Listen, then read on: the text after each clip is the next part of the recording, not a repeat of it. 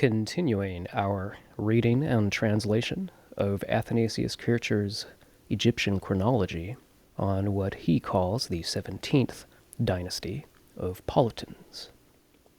Dynastia Politanorum, 17, quae duravit annis 34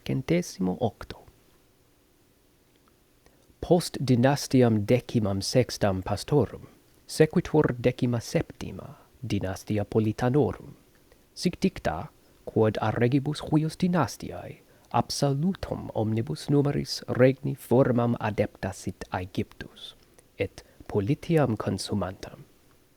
Unde maneton apud Eusebium seriem verorum regum Aegypti, et proprie dictorum Pharaonum, ab hac dynastia incipit, et persequentes dynastias continuat. Primum itaque regem huius dynastiae maneton apud Eusebium ponit Amasin, Pharaonem Aegypti. Est autem Pharaoh nomen commune et appropriatum gregibus Aegypti, sicuti Caesar imperatoribus Romanis, et sultam Turcarum, Persarum denique regibus Sophi. Regnavit autem Amasis, eo ipso tempore, quod Jacob fame saeviente descendit in Aegyptum, ad filium suum Joseph, qui primus post regem tunc temporis moderabatur Aegyptum. Amasi vero, postquam regno praefuiset viginte quinque annis, socesit Hebron, qui postquam regnum administrasit annis 13, vitam functus sceptrum reliquit Amenophis.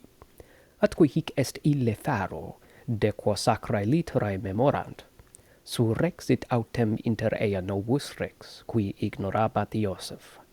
Primus Israeleti, populi oppressor, teste Genebrardo.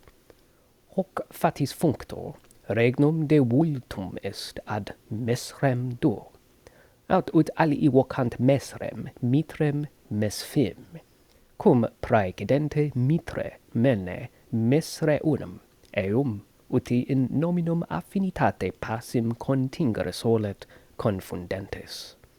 Nos cum Diodoro et Herodoto eum dicimus esse eundem cum miri, quem et Diodorus pro Pylai Mephitici, et Iacus Meridis, quem ad stagnantes in campis aquas recipiendas, ipsis humo cum emolumento totius Aegypti effodi curavit, autorem affirmat. Ascribunt quoque aliquid, huic regi sumptuosam allam fabricam labyrinthi, quamvis eus autorem Diodorus menidem seu marum aserat, quem consule. Fuit tamen pyramidum quarundum autor, quarum onam sibi alteram uxore ad aeternam gestorum memoriam erexit. Mephrem seu myrim secutus est misramutosis, seu Meframutoses duo.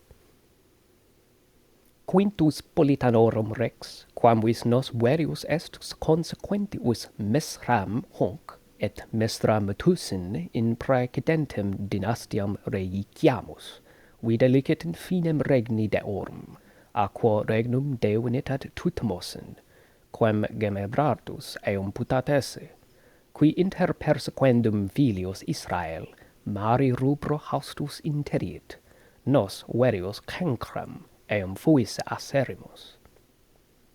Tutamosus vero regno novem annis administrato successorum constituit Amenophim huius nominis duo, quem aliqui appellant Memnonem, seu menam. Hic digitur edictum contra Hebraeos de masculis, quodquam mulieribus Hebraeis in lucem funderentur inter mendis evulgase. Huic statua quam Memnonis autores vocant dedicata est, prodigioso sonitu quem oriente solis radiis percussa dabat memorabilis, de qua nos alibi fusse disputamus. Porro Amenophis seu Memnonis successor fuit Horus duo, quem nos Busididem constituimus, cum Diodoro, uterque enim Thebarum perperam dicitur fundator, uterque eodem tempore vixisse traditur. hanc autem nominum commissionem hinc ortam esse arbitror, quod horum eondem tempore vixisse putabant, quo horum, qui Osididis a Typhone dispersi membra in ligneum boem reposuit, civitatemque conditit, quam Busididem postea appellavit. Cum vero Diodorus dicat Busididem solis urbem Thebas appellata actificasse, et horum quem Amenophim quoque non nulle vocant, eiustem urbis autorem constituat, facile ex aequi vocatione nominum hic error irrepere potuit, ut horum pro Busidide fumerent.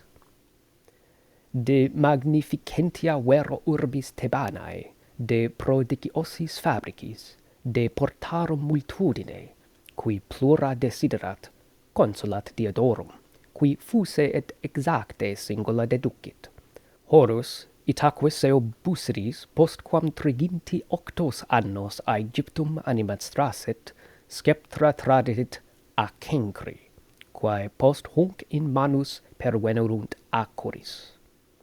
Vixit hoc tempore alius quidam Mercurius Trismegistus, quem quia mossi coetianos erat, multicum mosse confundunt, aut cum ietru. Sed sicut aequi vocatio nominum, sic et Mercurium diversitas, magnarum passim in re literaria de hoc altercationem occasionem dedit. Iterum accorum secutus est in regimine Cencres Pharaoh, hunc Eusebius eum esse opinatur qui sese mossi opposuerit, et demum cum toto exercitu undis absorptus, post quam 16 annis regni gubernacula tenuisit perierit. Cencrem secutus est Acheres, et hunc Ceres. Post quos coronam potitus est Danaeus, quem et Eusebius armeum vocat, huic Rameses eius frater, qui et Aegyptus dicebatur, per Tyranidem succesit. Danao enim coronam privato, ille potitius regni Ariam, sic enim Aegyptus ante hunc nominabatur, a suo nomine Aegyptum, quod ei nomen in hunc diem permanet, ut Eusebius putat appellavit. Condigit hoc sub idem ferre tempus, quo Phoenix et Cadmus Thebani Aegypti migrantes insudiam, ibidem prima civitatum Tudi et Sidonis fundamenta iaciebant. Claudit denique huius dynastiae Pharaonem agmen Amenophis, sive Memphta, atque hic est qui regnum Deo vindice per mossem immunitum restituit. Obeliscos sacrasque disciplinas dum restaurate molitur morte prae occupatus, proposita filio suo soti reliquit exequenda.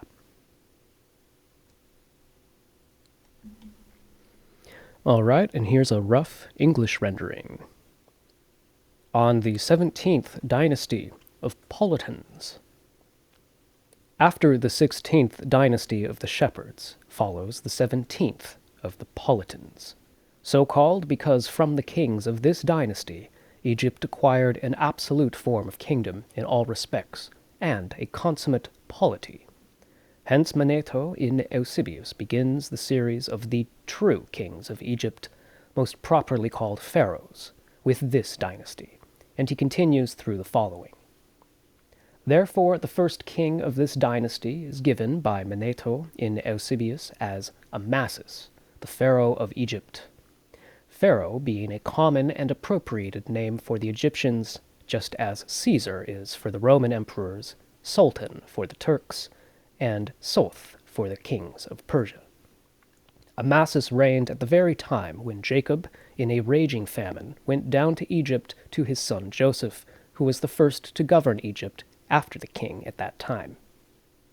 Amasis, having ruled the kingdom for 25 years, was succeeded by Hebron, who, after having administered the kingdom for 13 years, died and left the scepter to Amenophis. And this is the Pharaoh of whom the sacred writings mention. As a new king arose in the meantime, who knew not Joseph, the first oppressor of the people of Israel, according to Genebrard, him being enough of a function. The kingdom devolved to Mesra II, as others call him Mesra, Mithra, or Mesfe, with the preceding Mithra, Mene, or Mesra I, confusing him, as is wont to happen almost everywhere in this affinity of names. But we, along with Diodorus and Herodotus, say that he is the same as Miros, whom both Diodorus of the Propylaea of Memphis and Iacchus of Merida, who himself took care to dig out with great expense all over Egypt to collect stagnant waters in the plains, affirm to be the author. Some also attribute to this king the sumptuous construction of the labyrinth, although Diodorus asserts that its author was Menides, or Maros, who was his counselor. He was, however, the author of certain pyramids, one of which he erected for himself, the other for his wife, as an eternal memorial of his deeds. Mephrem or Mirim was followed by Misfarmutosis, or Mephramutosis II.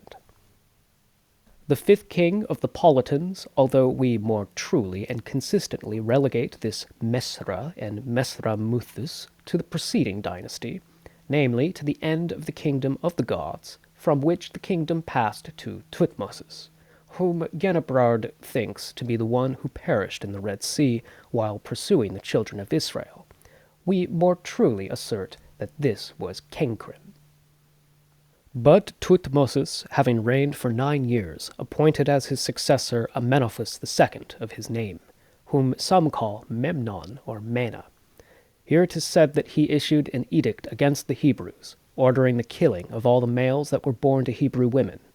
To him was dedicated a statue, which the authors call Memnon, memorable for the prodigious sound it made when struck by the first rays of the rising sun, of which we discuss at length elsewhere. Moreover, the successor of Amenophis or Memnon was Horus II, whom we, along with Diodorus, call Busiris, for both are wrongly called the founders of Thebes, and both are said to have lived at the same time.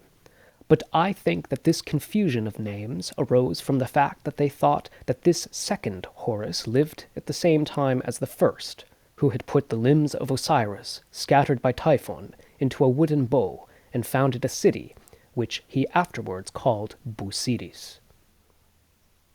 But since Diodorus says that Busiris built the city of the sun called Thebes, he makes Horus, whom some also call Amenophis, the builder of that city. But this error could easily have crept in from a misnomer of names, namely that they mistook Horus II instead of Busiris. But concerning the magnificence of the city of Thebes, its prodigious buildings, and its multitude of gates, he who desires more should read Diodorus, who explains each and every detail to exactness. Horus or Busiris, after having administered Egypt for 38 years, handed over the scepter to Ankencrus, which after him came into the hands of Acorus. And at this time there lived another Mercury Trismegistus, whom others confuse with Moses or Jethro, because he was their contemporary. But as the equivocation of names, so also the diversity of the Mercurii has given occasion for great disputes in the literature about this. Again, Acorus was followed in the reign of the pharaoh Kenkres. Eusebius thinks that this was the one who had opposed Moses, and finally perished with his entire army, having been swallowed up by the waves, having held the reins of the kingdom for 16 years. Kenkres was then followed by Acorus, and him by Keres.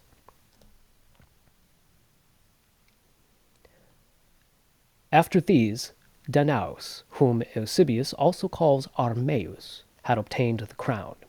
His brother Rameses, who was also called Aegyptus, succeeded him by tyranny, for having deprived Danaus of his crown, he had obtained the kingdom, called Aria. For such Egypt had been called before him. After his own name, he named it Egypt, which it retains to this day, as Eusebius thinks.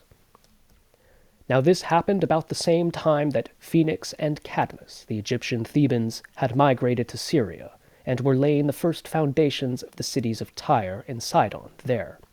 Finally, the line of pharaohs of this dynasty is closed by Amenophis, or Mephta, and it is he who restored the kingdom of God, which had been diminished by Moses, and while he was trying to restore the obelisks and the sacred disciplines, being overtaken by death, he left his plans to his son, Sothis, to be carried out.